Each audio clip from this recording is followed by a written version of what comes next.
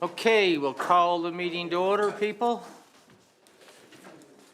And Tommy's not with us this morning. He's on vacation. He's out British Columbia somewhere, I think. So we'll start with the land acknowledgements. We respectfully acknowledge that we live and work in Mi'kmaq as the steward of the ancestral territory of the Mi'kmaq people. We are all treaty people. And agenda, any additions or deletions? Deletions would be fine. Motion to approve the agenda is not amended yet. Yeah. Seconder? Moved and seconded. Discussion. All those in favor? Opposed? Motion's carried. Public input. Anyone wish to speak to council this morning that doesn't have an appointment? Yeah. Come on up. Quiet room. Yeah. I haven't done this before. Sit here, stand. Yeah, does it sit matter? there. Give us your name and civic address, just for the record. My name is Andy Gross. I live at 297 Walker Road. And here just to comment on, I think it's item 12.6 on the agenda. Our home is at the very end of Walker Road, and my wife Nora and I have been there for 10 years now. And it was probably a couple of weeks shy of 10 years that our friend and neighbor John Carroll came to me and said, "Welcome to paradise. We have a problem." And the discussion of Walker Road and its condition began back then. So it's been 10 years. I'm just sort of here to say, sadly, that I'm really happy that it's now number one on the list. And on behalf of the other homeowners and taxpayers on that road, looking forward to seeing the work long overdue done. I kind of realized that, I think I realized that the being number one doesn't guarantee the work will be done, but certainly look forward to your support in pushing it forward. I've been to the top 10 roads. When the agenda came out, I took a drive, and I come home certain that Walker remains number one and has rightly earned its spot there. So thank you for that part, and I look forward to your support, as do all the occupants, homeowners on Walker Road. I have a question, if I may. The last few years we've heard about sort of a $1 million provincial budget limit on maintenance. I tried to have conversations last year with Public Works on that, because the math doesn't make sense to me. I'm sure it doesn't make sense. You're nodding. It doesn't make sense to you. Yeah. I had no response other than an area manager who just basically cited the standard cookie cutter response. Do you know if that's changed, if it's under discussion to change? Not that we're aware of. Yeah. Is it something that, in your realm of scope? We've told them numerous times that it isn't enough money. Yeah, well, I think it's obvious. I mean, if you spend $500 million a year on new roads and $1 million to maintain existing, it's not going to work. So we're on a path to disaster if we're not already there. So that said, I would appreciate, if it's possible, not necessarily here, but I can leave my email or phone number, knowing how I can get a hold of someone to actually have a conversation as a homeowner and taxpayer, because I don't have any luck. Have you tried with your local MLA? Yep. I mean, Yep, but, I do get emails from her, and, that's about it. But I mean, the world we live in, we've told them numerous times, and I think they're well aware it's an insufficient amount of money. And like you said, we submit our list, number one. They pick what they want after that. It's up to them. And, rumors are always flying around that they're going to make us pay for all of it, so, right. which we're not looking forward to, but nevertheless. Right. Okay. Anyway, I would welcome any guidance from council or anybody for that matter on how to get a hold of someone to have a reasonable conversation about, you know, how we can move forward, because it's a provincial problem.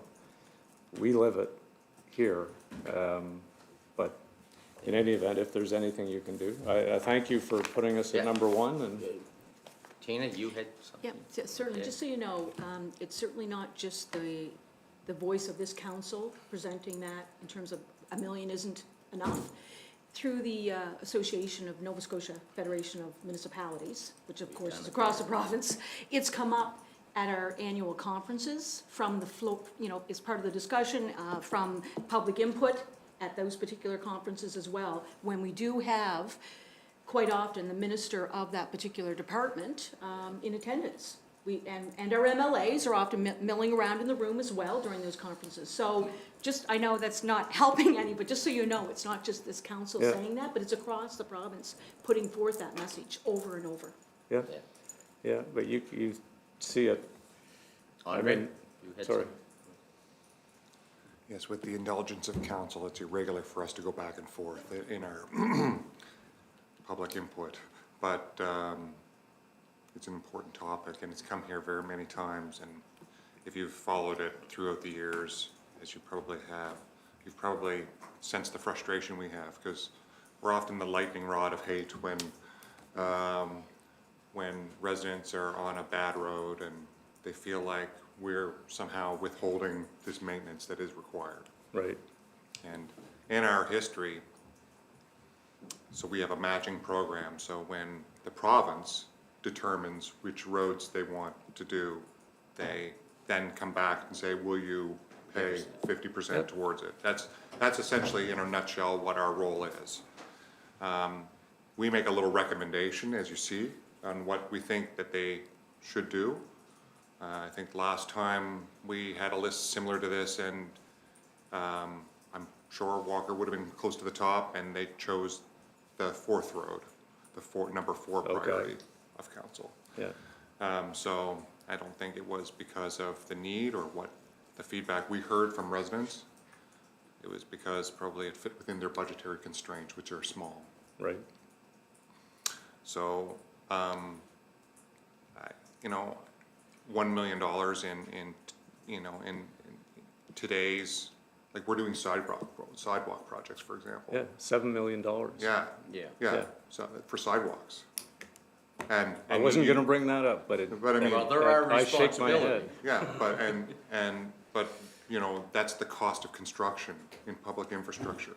So you can imagine how far you can go with 1 Yeah. million from the province and 1 million from a municipality. Yeah, You know, you can't do very many roads. And so it's just woefully inadequate, and we've sent the message many times, we've written letters, we sent it through the Association of Municipalities. It just seemed to be tone deaf to this message, and I'm not sure how to make the change. I think we're all very, very frustrated with it, those of us who have J-class roads in our district. well, it's, you know, again, it's getting worse, it's gonna continue to get worse, it's not gonna change.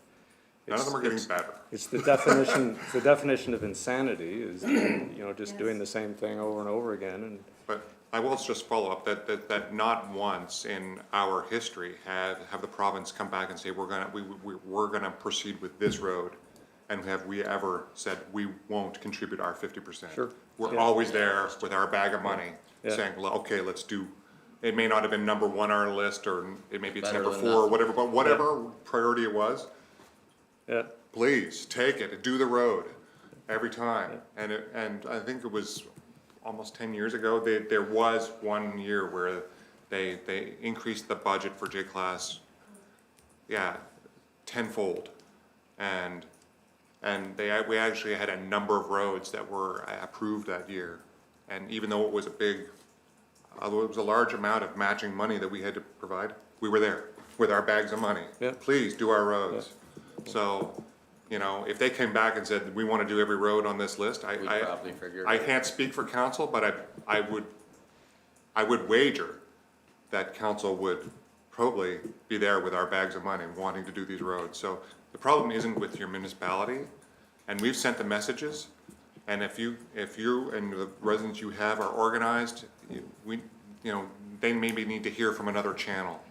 And that channel would be your MLA. I mean, she's your local representative, and, if you can make it clear that you need more, they need to budget more for this maintenance. Yeah.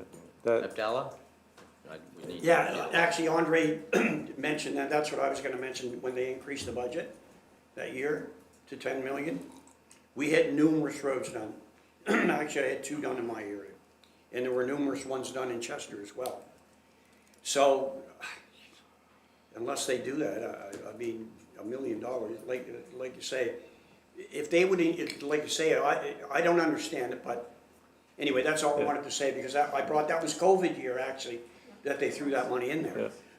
Which, I hope that's not what's gonna take for them to make an increase again, but it almost seems that way. And as Alan said, they're looking, I'm a firm believer, and I've said this around the council table, that on our tax bill, our municipal tax bill, you're gonna have a line on there for roads. And I can see that maybe, it's coming.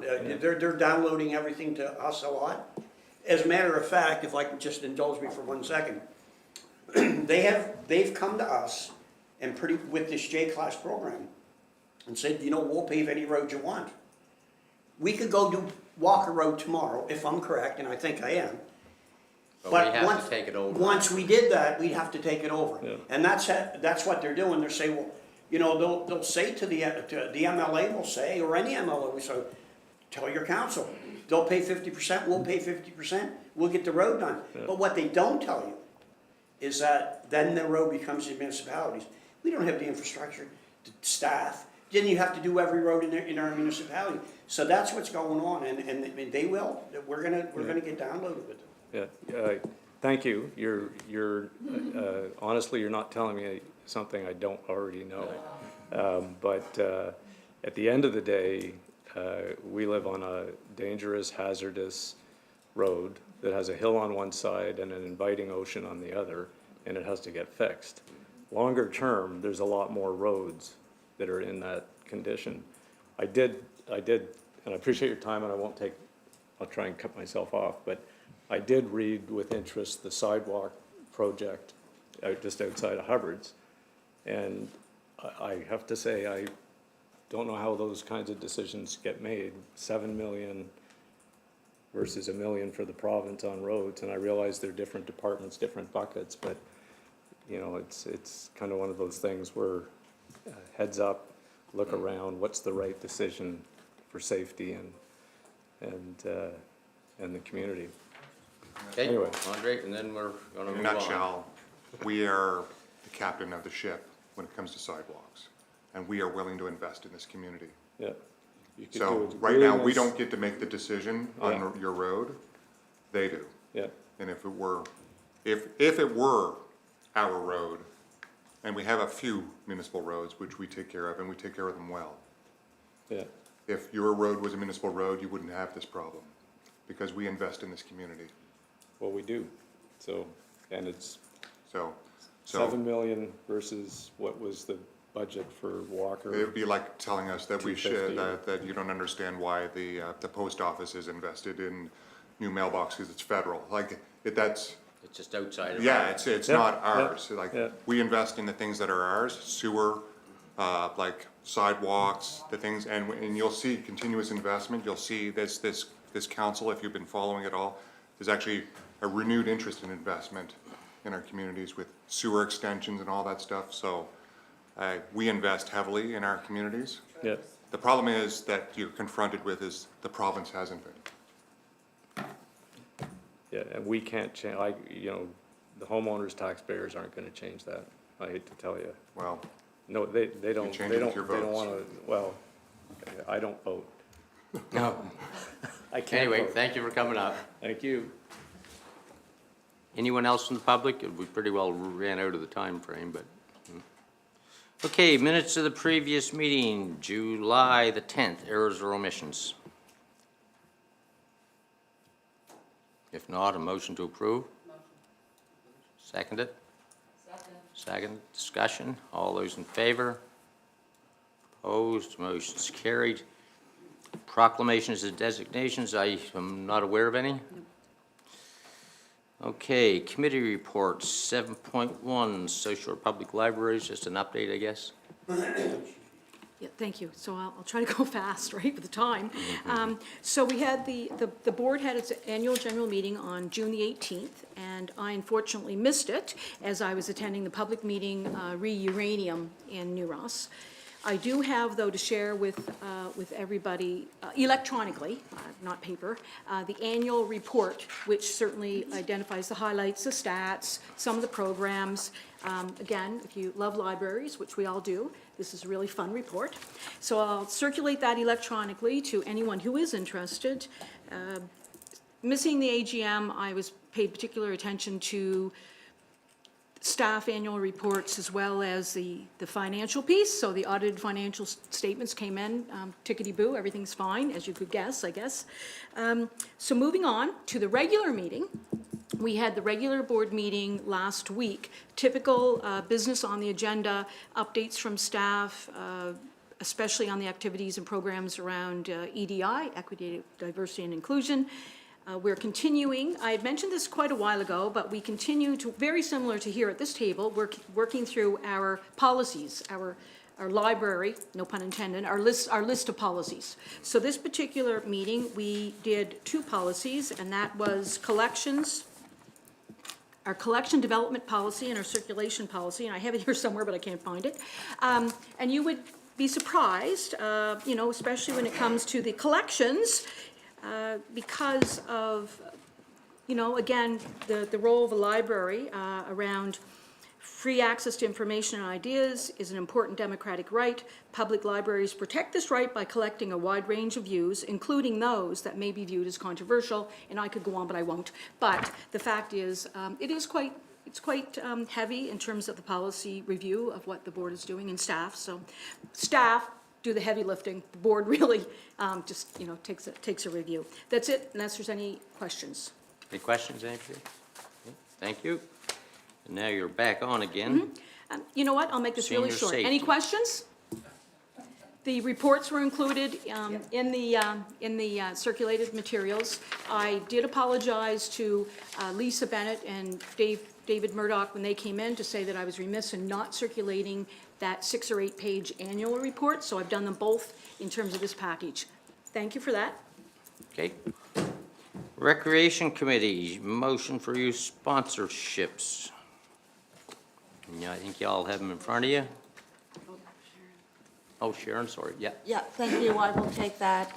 We met on Monday night, essentially to discuss 2 requests for sponsorship from 2 youth. And 2 had come in, and the board has recommended the 2 motions that might have been on your table. Yep. One was $400 for Armani Berry, who's going to the National Youth Track and Field Championship, and $400 for Emerson Wallace, who's going to a pitch hit run in Toronto. Nice. Yeah, so I would move that we approve the 2 motions. You have a seconder? I'll second that. Any further discussion? All those in favor? Opposed, motion's carried. Okay, 7.4, Recreation Facility Steering Committee.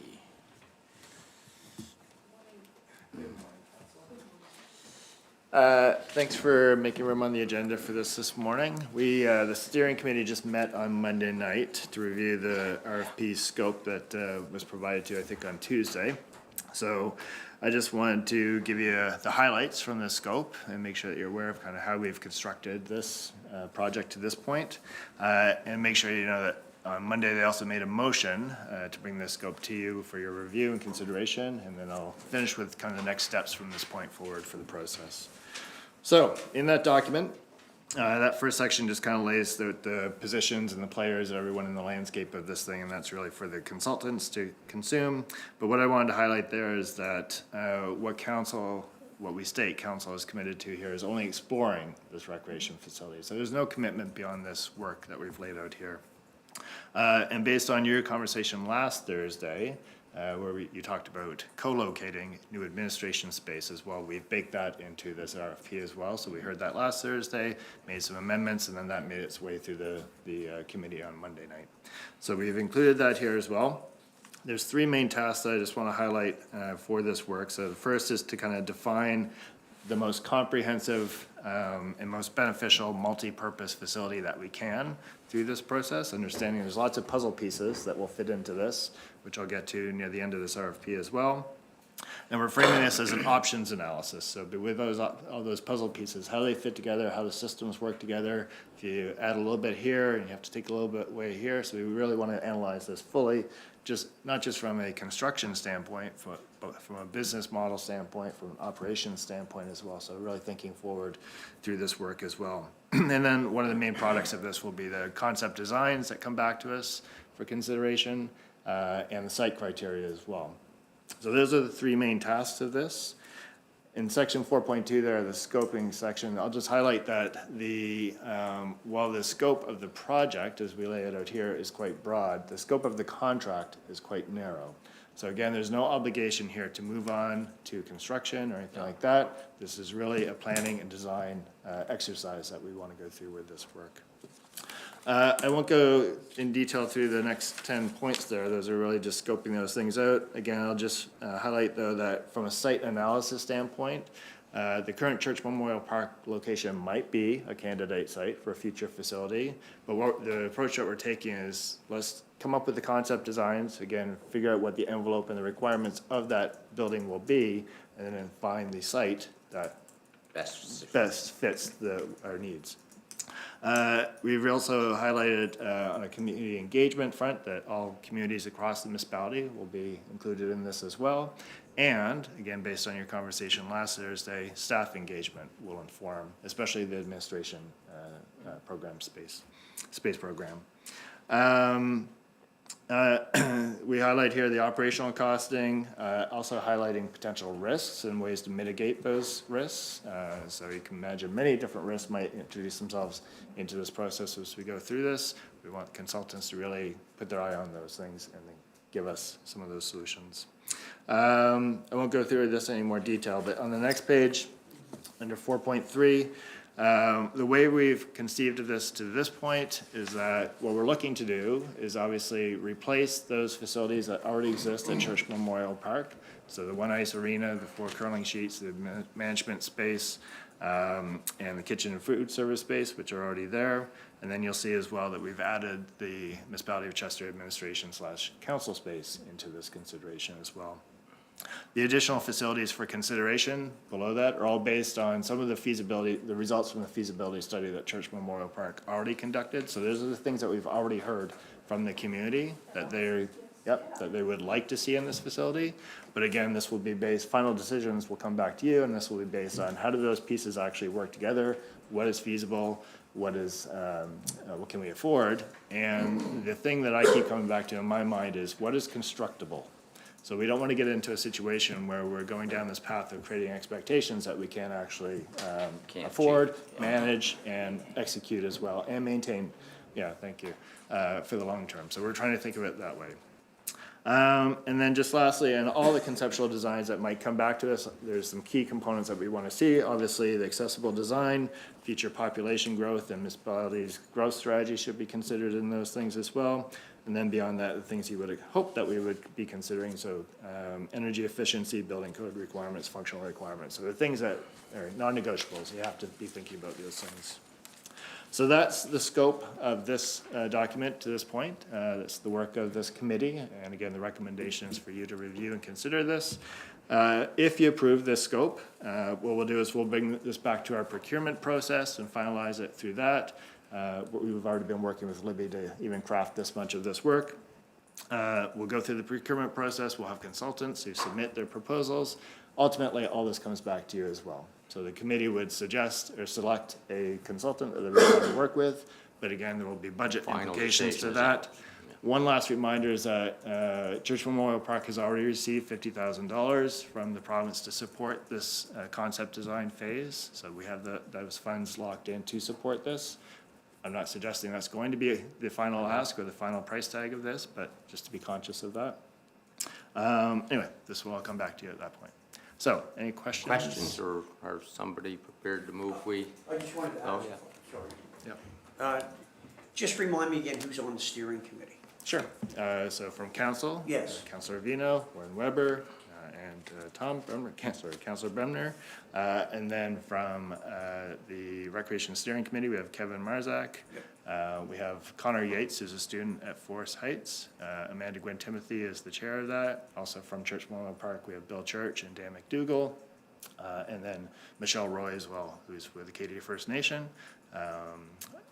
She may be stepping aside for personal reasons, though, we just learned last night, so it's new news for everyone. I'll be talking with Tara about that at some point today. Myself as the recreation facility lead, and then Tara and Chad are there as well. I think I got everyone. Thank you. And COSAT And is COSAT is supporting there. administratively, taking minutes. Oh, sorry, thank you, Jeff Lamb from the curling club Well, as you well. got lots There's lots of people. of ideas. Yeah, and we did our first of 3 field trips last Wednesday. We went to Pictou, Truro, and East Hants. So, it's a conversation for another day, but we learned a lot, saw lots. One thing that stuck with me is the complexity of these facilities, from a system standpoint, programming standpoint, staffing standpoint. So again, these are so many variables that go into building these things. It's been an education for us already, but hopefully what we've already seen and learned and discussed shows up even in this document today. So. Any other questions? Sorry, Chad. Darn it. And Ivan Fitch, also from Oh, yeah. Chester Minor Hockey. Hard to avoid Ivan. Yeah. Are we prepared to move that we adopt it? So moved. Move, seconder? Seconded by a couple people. Discussion? All those in favor? Opposed, motion's carried on. Thank you, everyone. On it See you goes. again.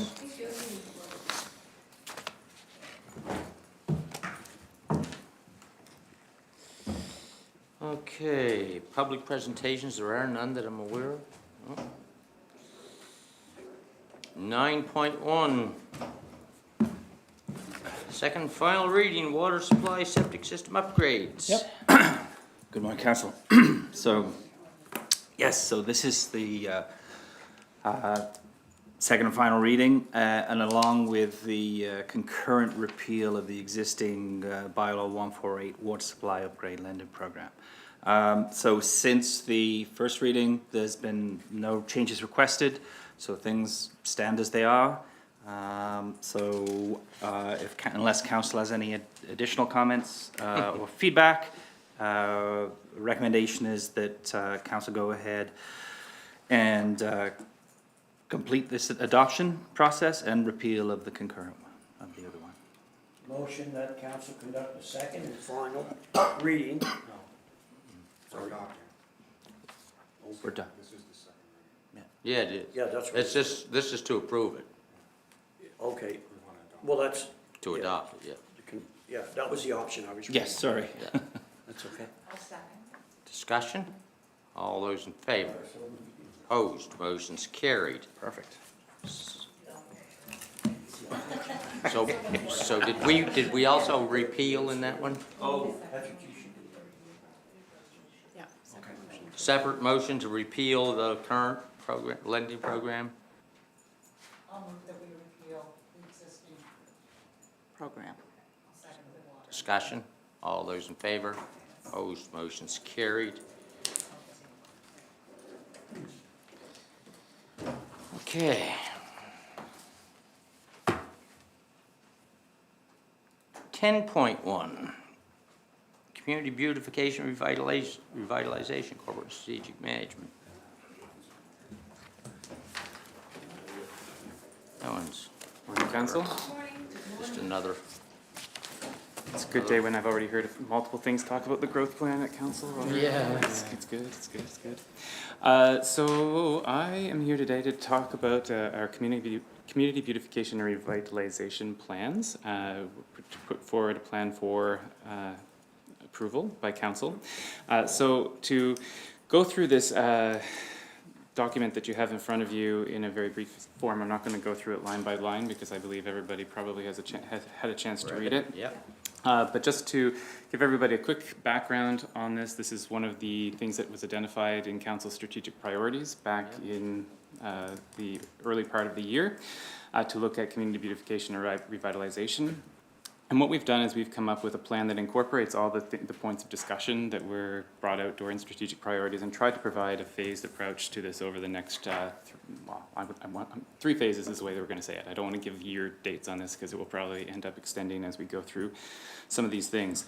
But basically what we have done is we've tried to align this as well with the work that's currently already been adopted or accepted or approved by council when it relates to the arts and culture strategy, the growth plan that's underway, as well as a number of the things that are underway when it comes to the recreation and active living strategic outlook as well. So we've tried to combine a lot of the different things that are already going on throughout the organization. And the approach that we are proposing in this plan is for community beautification follows what we're calling three different phases. So the first phase, we're trying to be realistic about how we get to where we're going, but the first phase that we're talking about is partnership and quick wins. So how we go about working with our communities to develop plans that are both unique to each community, each hamlet area, but also that are consistent in the way that we approach them, the process that we work through with with groups throughout the municipalities. So that we can have uniqueness in each community and hamlet area, but yet that we can ensure that we're treating the process the same across the board. So that's kind of what we're looking at phase one. I'll go through that in a little bit more in depth as we go through it, but essentially that's looking from now until essentially budget time of next year. So we want to make sure that we're having some things to present to you at budget time of next year. Phase two, we're calling implementation and long-term planning, which is now that we have the quick wins underway and that we have the groups formed that have taken ownership over the work that we're hoping to do in the communities, we want to both implement things that they have suggested, bring budgets forward for approval for council, and then support the groups that have been put in place to ensure that the work gets done, but then look at ways that we can build on that work, iterate, make changes, make things permanent, and look do some future-looking work to say, how can we turn this into an even better place that will attract people to come and stay and use and make it an active space for people to use over the long term.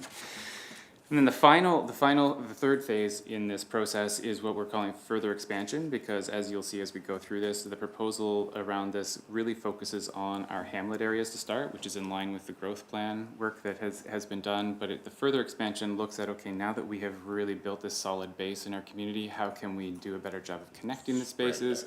How we can look at implementing new spaces into the program that we've put in place? Or how can we take advantage of new spaces that are likely to come available, like the Chester waterfront or the new areas out in Blandford as the ferry moves and things like that. So to kind of very quickly go through this, because like I said, I don't want to go through line by line what each of the elements are of the plan, but in phase one, essentially what we are proposing between now and the beginning of budget year next year is to really identify the places and the community groups that we would be working with moving forward. And the proposal that we have is for the municipality to play a leadership role, not to do the work, but to play the leadership role of convening people, making sure the groups are getting together, helping organize the plans, putting those in place, putting forward the budget, what funding sources might be available. We can help play that, what we call a backbone role of ensuring that our community groups have a resource that they can work with to ensure that these plans come forward. So we're going to work at identifying the locations, identifying the key partners. So we're looking at places, we're looking at people, and we're also trying to set up the process of how we are going to work through this and how we will come up with what we're calling cheap and cheerful quick wins. So the things that we can do immediately in 2026 to start making improvements in our community and investing in community beautification and ensuring that these communities take ownership and pride over it, and that we're really starting to make these places active and usable and attractive for people to come. There's also a sixth element in here, which I think we've talked about many times, but we're proposing to design it between now and budget time, which is to design the business facade program for council's approval as well, because that's something that we've been wanting to work on for quite a while. So we're giving ourselves, this is part of the first phase of this project, of this plan, sorry. Phase 2 is when we take the plans that are put in place, we present the budgets, how it's going to get done, and we start implementing those quick wins, and then looking at ways to make things longer term, what infrastructure might be needed, starting to look at things like traffic calming or streetscaping that has been identified multiple times in some of our hamlet areas throughout the municipality, implementing that business facade program, and also, as was brought up in the arts and culture strategy as an example, there is a real desire to focus on attracting small and medium-sized events to the area. So how can these outdoor spaces and active public spaces that we're looking at building be better used for some of those small and medium-sized events in the area? And the final thing as well is how do we, and we've had a lot of discussions now with rec staff around this as well, how do we create connections, and a cute term I guess for this is breadcrumbs, so how we can lead people from place to place around the municipality and keep them in the places that we are activating longer and make them make them sticky so that they stay longer in the locations. And then the phase 3, which I think I've already kind of mentioned in this front, is then once we are implementing those longer term plans, that's when we can start looking at other areas that might be outside of a hamlet zone or might be newly discovered, as in the Chester waterfront and things like that. So that's how we can start to implement those. So that's an overview of the plan as proposed, and what we did here as well, just because with anything there's a multi-phase plan, one of the things that we've noticed is there are multiple stages where we will be asking for council direction. So we wanted to as well provide an overview of what we're asking for today, but then also when you can expect us to bring things back, because we're not asking you to, for example, the last one on the list is wayfinding. We're not asking, even though you're endorsing a plan, we're not asking you to endorse that we're going to actually do a wayfinding program. It would come up naturally within the process as we go through it. So today, what we're looking for is approval of the plan as outlined. We're also looking for approval of the priority locations, which are those hamlet zones that within the growth plan. So the hamlet zones plus the village of Chester and its periphery. So essentially the total of 5 different locations. So we're asking for that approval. And we're also asking for approval of the proposed leadership role that the municipality would play, so that backbone. So essentially the overview of the process. So how we will convene people, we will make sure that we're identifying the right groups, but we want to work with community groups both to create the plans, but then also when we shift to implementation, we want to be the support and the resource for them, not them the support and resource for us, if you know what I'm trying to say. We're trying to play the background leadership role. So that's what we're asking for today, are those 3 things. And then as we look out, I won't go through them all, but you'll see we've outlined over the next 2 phases when we would bring things back. So just as an example, at budget time, we're suggesting we would bring back requests for approval of the short-term plans that have been developed by each of the community groups in partnership with us to be included in the budget for next year. So if there's a grant, if there's funding that would need to be provided by the municipality, we would bring it back at that time for approval. Similarly, we would be bringing back the request for approval for the business facade program, which would also have a budget impact. And the reason I'm bringing that up is because you'll notice we have suggested there is no budget impact in this year. But I wanted to make sure that everybody knows that when we bring this back, there would be a budget impact at some point in time in the future. It's just we are not asking for that at this time because the plans would be developed and then the budgets would be made available at that time. Abdallah, you had a question before we get on? Yeah, Sorry, that's a lot. thank you, Brian, this was very important to me, not like anything else is, but, and when I, at our priority strategy session, when I get home, I got to think about, we talked about Wild Rose Park and how different districts, and when I thought about it, and then when this presentation was coming forward, I thought that we spoke about putting flower baskets in every district. And when I thought about it more, I'm thinking that I would be all in favor of that, but with one caveat, that any of the places that are requesting these not be sidewalks, and like where Allen's is, but actual parks. Like we have Wild Rose Park. If their flower baskets want to be hung in Lordley Park or whatever park we own, I feel that would be a beautification project. And that's when I was thinking about it. And it's not that broad. Doesn't fit in a box. Like Allen's are basically on the street, and ours are as well. But it's part of the park. It's a park where people can sit and see flowers And that was sort of my argument. Not that they go in every place, but where there are parks and where there are municipal parks.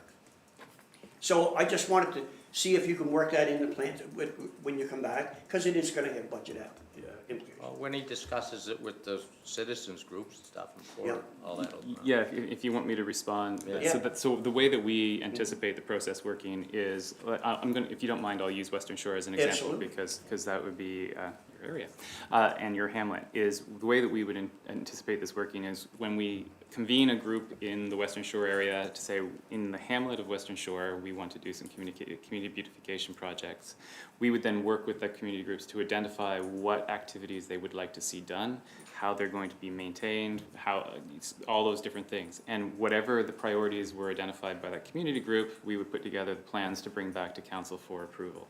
So assuming that your community group identified Wild Rose Park and flowers in Wild Rose Park as being a key thing that they wanted to support, maintain, and they wanted to figure out how to ensure everything was done, we would then bring that forward as the plan for the hamlet of Western Shore. So we wouldn't be dictating that it had to be that. We would work with the group and ask them what their priorities would be for the area to beautify it.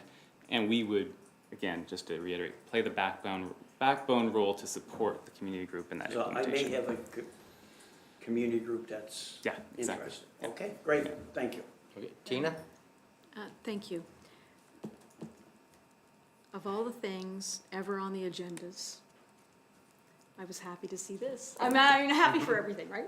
But this is something certainly near and dear to my heart in terms of how I arrived here at council, I think probably in terms of my background. But so I'm happy to see this. I think this is a beautiful document. I think there are a lot of pieces in here that are brilliant. So thank you for that. I have a concern, and it's very premature to have a concern, I'm sure, but the whole idea around convening, reaching out to community individuals and community groups and convening a group. So what happens if, because that's a commitment, it's not just come to a meeting. Anyone can go to a meeting, right? But it's investing in the future of your community, and my hope would be is that some of those long-serving volunteers from the Chester Basin area and Western Shore would come to the surface, right? And sit down as they had done many, many moons ago with some new people, of course, at the table. Because there's nothing wrong with having old-timers and new-timers, right? So that's just a concern I have, because it's a commitment. It's not just to turn out and say that I would like to see this, this, and this. But as you had said, the role of the municipalities is to play that backbone role, to provide the support and the resource. Not, you didn't say this, but I'm saying it, not the other way around, right? So that's gonna be key. That's gonna be my decision point in terms of moving forward, for me at least, in terms of any of the investments that we're gonna look at in any of the communities. So we need to have that, and for sure. And I know that you know that, right? And you can't control that. It's gonna be the communities that have to step up. So that's my only concern. But also too, I'm gonna have to look to the wisdom of council when it comes to any decisions of investment that might be seen as a conflict of interest based on what the province has told us in terms of me being a very proud and active, not just a backseat active, but an active member of my community group in New Ross. I'm not saying that it's gonna be the New Ross Regional Development Society. I think it's gonna be bigger than that, because as you know from your old days with Build Nova Scotia or Develop Nova Scotia, the group that formed in New Ross to look at an opportunity with Build Nova Scotia was not just the Regional Development Society. There was probably like 10 groups in that room meeting. So yeah, so I'm gonna have to remember when I need to declare and not declare. I'll just tell you that if I can't be part of the discussion about how to make my community better, then what in the frig did I run for? Just So I once. intend to participate whether they think I should or not. Thank you. And is it okay if I provide a quick response to that? So what you've described in New Ross is a very good description of exactly what we're hoping to do there, is to start with an organization that pre-exists, so like the one that you mentioned, but to open it up further. So that way more people could get involved than just people who are involved in that organization. I'm gonna But we try to wanna- encourage people to Yeah. call you and get involved, yeah. So, yeah, we're trying to start with something that's there, but then expand, yeah. Andre? I'd like to move that we proceed with the implementation of this community beautification and revitalization plan. Second that motion. Discussion? All those in favor? Opposed, motion's carried, yeah. Thank you, council. Thanks, Yeah, Ron. we gotta move along.